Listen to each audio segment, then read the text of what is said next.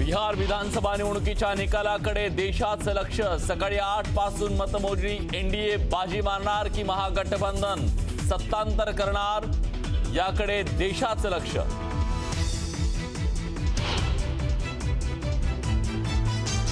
Exit poll नुसार NDA 122 ची magic figure गाठतानाचं चित्र, तर महागठबंधनला 85 ते 95 जागा मिळण्याचा अंदाज। एक्झिट पोलचे अंदाज खरे ठरणार की चित्र बदलणार, याची प्रचंड उत्सुकता।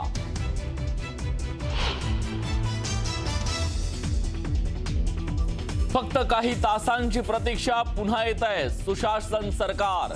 मतमोजणीपूर्वी जेडीयूची सोशल मीडियावर पोस्ट।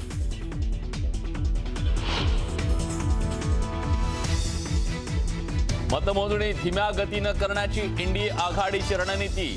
आरजेडीचे नेते तेजस्वी यादव यांचा आरोप, तर निकालाआधी पार पडली महागठबंधनची महत्त्वाची बैठक।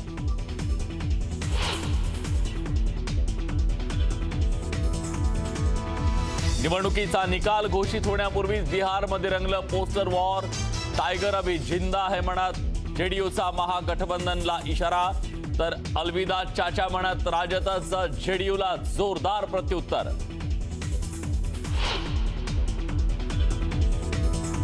दिल्लीतल्या भाजप मुख्यालयात बिहारी पद्धतीचं जेवण बनायला सुरुवात। बिहार निवडणुकीच्या मतमोजणीच्या पार्श्वभूमीवर भाजपकडून विजय जल्लोषाच्या तयारीला वेग।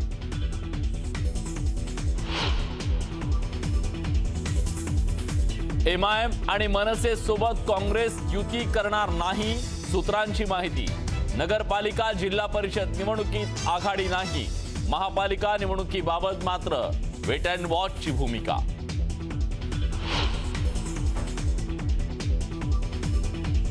मुंबईकरांच्या कामांना महत्त्व द्या, युती आणि जागेबाबत विचार करू नका। विकास कामांची माहिती मतदारांच्या पर्यंत पोहोचवण्याचे उपमुख्यमंत्री एकनाथ शिंदेंचे नेत्यांना आदेश।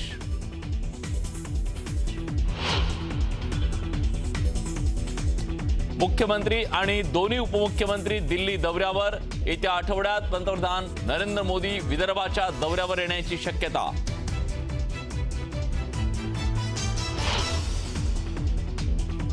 पुण्यात नवले पुलावर भीषण अपघात। ब्रेक फेल झालेल्या कंटेनरची 5 ते 6 वाहनांना धडक। आगीत होरपळून 8 जणांचा मृत्यू, तर अपघात प्रकरणी सिंहगड पोलीस स्टेशनमध्ये गुन्हा दाखल।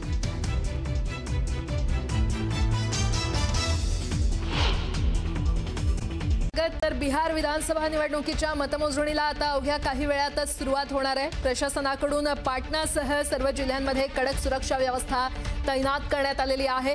स्ट्रॉंग रूम मधील सुरक्षा अनेक पातळ्यांवर वाढवण्यात आली आहे। अधिकाऱ्यांनी हॉल, गेट, कंट्रोल रूम आणि बसण्याच्या व्यवस्थेची तपासणी केलेली आहे। निवडणूक आयोगाच्या अधिकाऱ्यांनी जिल्हा दंडाधिकाऱ्यांच्या सहकार्याने तयारीचा आढावा घेतलेला आहे। अवघ्या 15 मिनिटात आता मतमोजणीला सुरुवात होणार आहे, त्यामुळे बिहारच्या जनतेने नेमका कुणाला कौल दिला आहे हे पुढच्या येणाऱ्या काही तासांमध्ये स्पष्ट होईल। नितीश कुमार की तेजस्वी यादव, बिहारचा कौल नेमका कुणाला लवकरच स्पष्ट होणार आहे। जो स्ट्रांग रूम है उसकी 3 लेयर सिक्योरिटी वहाँ पर है। साथ ही साथ जितने एंट्रेंस हैं और आसपास के जितने संवेदनशील जगह हैं, सभी जगह पर्याप्त मात्रा में केंद्रीय सशस्त्र पुलिस बलों की तैनाती की गई है। और पूरे शहर में और इसके आसपास 10 मोटरसाइकिल की क्यूआरटी है, जिसमें लगभग 200 जवान लगातार हमारे गश्त कर रहे हैं। हमारा जो डिस्ट्रिक्ट कंट्रोल रूम है वो फंक्शनल है और सभी जगह स्थिति ठीक है, और हम लोग आज की मतगणना को शांतिपूर्ण तरीके से संपन्न कराने के लिए तैयार हैं। आणि आता थेट जाणार आहोत आमचे प्रतिनिधी म्हणजेच माझे सहकारी विशाल परदेशी यांच्याशी आपण बातचीत करूयात। विशाल, अवघे 15 मिनिटं काउंटिंगचा काउंटडाऊन सुरू झालेला आहे। बिहारचा बाहुबली कोण होणार हे अवघ्या काही तासात स्पष्ट होईल, काय अपडेट? अगदी बरोबर प्राजक्ता. लोकशाही उत्सवाचा उत्तरार्ध जो आहे तो आज आपल्या सगळ्यांसमोर येणार आहे. 243 जागा आणि यामध्ये जर आपण बघितलं तर एनडीएमध्ये 101 जागा ज्या आहेत त्या जेडीयू, 101 जागा भाजप, 28 जागा एलजीपी, त्याचबरोबर इतर छोटे मोठे पक्ष असे 6-6 जागा त्यांना देण्यात आलेल्या होत्या. आपण एका पक्षाच्या कार्यालयातनं दुसऱ्या पक्षाच्या कार्यालयात जातोय, डोकून बघण्याचा प्रयत्न करतोय की काय वातावरण आहे. पहाटेची थंडी, पण आपण आलेलो आहोत बीजेपीच्या कार्यालयामध्ये. बीजेपीच्या कार्यालयामध्ये थोड्या वेळात अर्थातच आकडे ज्या पद्धतीने पुढे येतील त्या पद्धतीने हालचाली व्हायला सुरुवात होईल. त्याच्यामुळे हे बघायचं की आजच्या या 15 मिनिटांनंतर सुरू होणाऱ्या मतमोजणीमध्ये कोण वरचं ठरत आहे. अर्थात दिल्लीवरनं सगळे मोठमोठे नेते जे आहेत ते बिहारमध्ये ठाण मांडून आहेत. राष्ट्रीय सचिव विनोद तावडे देखील परवापासून या ठिकाणी येऊन बसलेले आहेत आणि बीजेपीच्या वतीने देखील प्रचार जो आहे तो या निवडणुकीत जोरदार करण्यात आलेला होता. उपमुख्यमंत्री सम्राट चौधरी अक्षरशः शेवटच्या 3 दिवसामध्ये पायाला भिंगरी लावल्यासारखे या ठिकाणी जोरदार धावत होते. त्यामुळे आरजेडी असेल, बीजेपी असेल, लोक जनशक्ती पार्टी असेल, आरएलएम असेल, एचएमएम असेल, यांच्या वतीने जोरदार प्रचार जो करण्यात आला. या प्रचारामध्ये प्रामुख्याने 2-3 की पॉईंट जे आहेत त्याच्यावरती जोर होता. एक म्हणजे जीविका दीदी, ज्याच्या अंतर्गत आपण जर पाहिलं तर निवडणुकीच्या काही दिवसांपूर्वी महिलांच्या खात्यामध्ये 10,000 रुपये जे ते टाकण्यात आलेले होते. 1,40,00,000 महिलांना अर्थात या योजनेचा लाभ झाला आणि अर्थात 40% म्हणजे टक्केवारीनुसार 40% महिलांना या योजनेच्या अनुषंगाने पैसे जे ते देण्यात आलेले होते. या प्रचारामध्ये वारंवार बीजेपीच्या नेत्यांच्या वतीने सांगण्यात येत होतं की ही योजना कायम राहील. 10,000 तुम्ही जो काही स्टार्टअप सुरू कराल तो जर यशस्वी झाला तर पुढे सरकारकडनं तुम्हाला 2 लाख रुपये देखील देण्यात येतील तुमचा व्यवसाय वाढवण्याच्या दृष्टिकोनातनं. त्यामुळे महिलांमध्ये अर्थातच या गोष्टीचा आनंद होता.